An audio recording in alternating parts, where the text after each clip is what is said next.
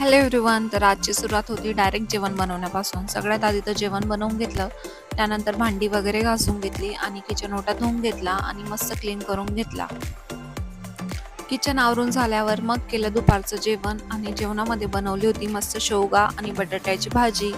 नंतर पिहू आणि आदी या दोघांची मस्ती सुरू होती आणि ते त्यांच्या छोट्या माईकमध्ये गाणे गात होते. मग त्यानंतर कपड्यांच्या घड्या घालून घेतल्या आणि आदी आणि पिहूसाठी मस्त ऑरेंज ज्यूस बनवून दिला.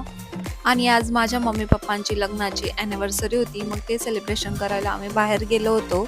मग केलं आम्ही छोटंसं सेलिब्रेशन आणि सेलिब्रेशन झाल्यावर बाहेरच जेवण केलं. मग जेवण झाल्यावर आम्ही गेलो होतो गार्डनमध्ये. खूप दिवसांनी असं पूर्ण फॅमिली आम्ही बाहेर गेलो होतो आणि आम्ही मस्त निवांत बसलो होतो गार्डनमध्ये आणि मुलं छान खेळत होते. त्या दोघांनी खूप जास्त एन्जॉय केला आणि असा होता माझा आजचा दिवस. Thanks for watching. बाय.